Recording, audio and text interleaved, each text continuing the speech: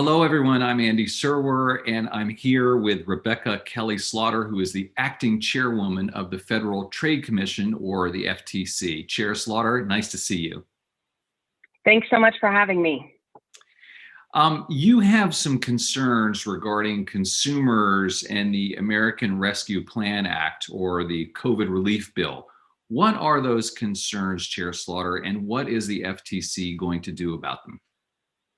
Well, let me start by saying I think the American Rescue Plan is an enormous accomplishment, and I am so glad that the Congress passed it and so glad that the president signed it to bring really desperately needed relief to struggling Americans and small businesses. So I have no concerns about the bill. I think it's fantastic, and I think it's going to bring people help that they really need. However, the reason they need it is because they are desperate.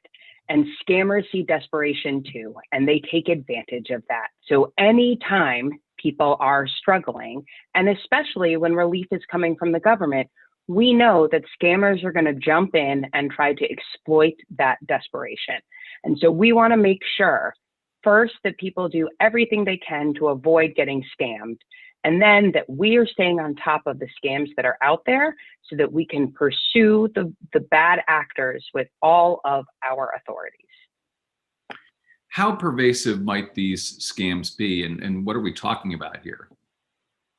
They're really widespread. I mean, across the coronavirus pandemic, we've seen huge numbers of complaints. We track consumer scam complaints, and they went from 3.2 million to 4.7 million over the last year. And that huge increase isn't all COVID, but it certainly is. And they span the spectrum from health treatment concern scams, so people promising fake cures or fake treatments, people taking advantage of desperation for vaccines, for PPE, people's financial desperation, business opportunity schemes. But the ones we're the most focused on right now, as stimulus checks are going out, are people who are going to try to trick Americans into giving them money or sensitive personal or financial information on the promise that doing so is necessary to get their stimulus checks. And it's just not. So it's something like a phishing email, for instance, Chair Slaughter, that you would get saying, hey, if you want to get your stimulus check, you got to click here. People should disregard those. Is that what you're saying?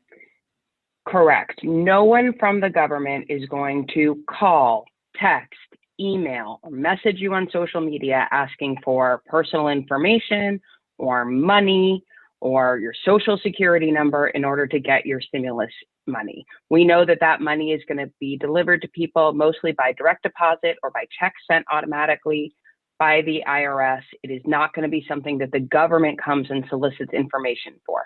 Anyone who is doing that is a scammer, and nobody should click on those links. Nobody should give the information over the phone. Nobody should respond to those texts. How do you actually enforce, take enforcement action against these entities, Chair Slaughter, who are trying to cheat Americans? Well, the first thing we need to do is know about it. So we really encourage anybody who sees any of these scams to report it to us on our website. That's the first important thing. We can track it, and then we can go after them. And when we find the scammers, we pursue legal action. We've taken a number of enforcement actions in the last year, seeking injunctions, filing complaints, and holding to account scammers for not just stimulus check fraud, but government imposter fraud, PPE, fake sales, and the whole other panoply of scams that I mentioned. And we really want to and intend to keep doing that. One of the important parts of the stimulus bill that just passed was extra money for the FTC to do this scam fighting work. And in one of the recent bills, they also gave us more penalty authority so that we can really make it hurt for scammers if they try to take advantage of people. And we are going to use all of those tools to their maximum possible extent.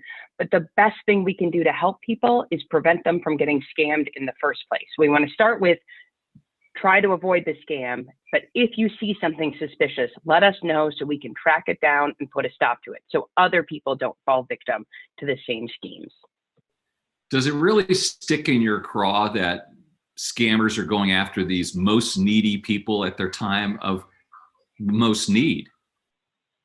It's incredibly heartbreaking and frustrating and maddening. I mean, what we see around us going on is the devastation wrought by the pandemic and the economic fallout is bad enough.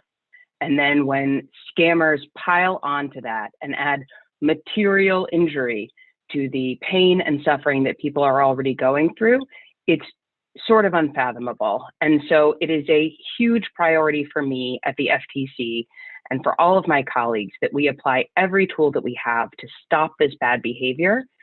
And that includes doing robust consumer education and making sure that people don't have this additional pain from falling victim to a scam when they're just trying to do the best they can in an incredibly difficult situation. Going back to those enforcement actions that you just spoke about, Chair Slaughter, what kind of people are doing these? What are these organized criminals? And are some of them overseas? And how do you pursue them if that is in fact the case? So I think we see all manner of bad actors in our cases, and that's one of the things that's frustrating and disturbing. That's always true of scams. All kinds of people commit them. They see economic opportunity to exploit, and they exploit it. We've had a long history of pursuing bad actors in foreign jurisdictions. We have cooperation agreements with many foreign jurisdictions that help us access them, but it's absolutely harder to get to people when they're overseas. Most of the cases we've brought have been against people domestically, so there's plenty of that we can do, and we will keep doing it, and we'll work with international partners where we can. But again, this goes back to fraud prevention in the first instance. We want to make sure people don't get scammed to begin with, so that if it's hard to hold bad actors account, there are fewer of them that we need to find. And I think you mentioned this a little bit, but maybe you can drill down a little bit more in terms of scams that related to the pandemic, but not specifically about stimulus checks. There are scammers out there selling products that were fraudulent and those kinds of things. Can you elaborate a little bit? Sure. So we've had cases where scammers purported to sell, disinfecting products that are brand name products and actually didn't deliver those. We had scams where people promised to deliver PPE, for example, in a timely fashion and just never delivered it. We've seen scams where people peddle fake treatments or fake cures. We're very much on the alert for vaccine-related scams. Basically, every manner of desperation that we see in the American people and that we deeply understand, scammers see those too, and they respond with bad action. So we're looking on all of the different metrics. I think we're also paying attention to other avenues of financial desperation. So around unemployment insurance, and we've seen a huge increase in government imposter scams, people pretending to be from the government to help you get your unemployment insurance or a small business loan. Or stimulus checks. We're watching on the evictions front. It's sort of every avenue that you can think of, people are pursuing, and we are watching it and taking enforcement action as aggressively as we can. And final question, Chair Slaughter, have you seen cryptocurrency being used in recent scams? I think you mentioned that in your tips to consumers. Yeah, that's one of the things that we are always on the lookout for. People who ask you to pay, whether it's for a stimulus check or anything else, in gift cards is sort of the old school model. Cryptocurrency is the new school model. Those are scams. And so we want people to understand that you're never going to have to pay to get a stimulus check, and that you need to be on alert for people who are asking you to do things that seem kind of fishy in order to get goods or services that you might legitimately want and need access to. All right, so everyone needs to be on the lookout. Thank you very much for your time, Rebecca Kelly Slaughter, Acting Chairwoman of the FTC. Thank you. Thank you so much for having me.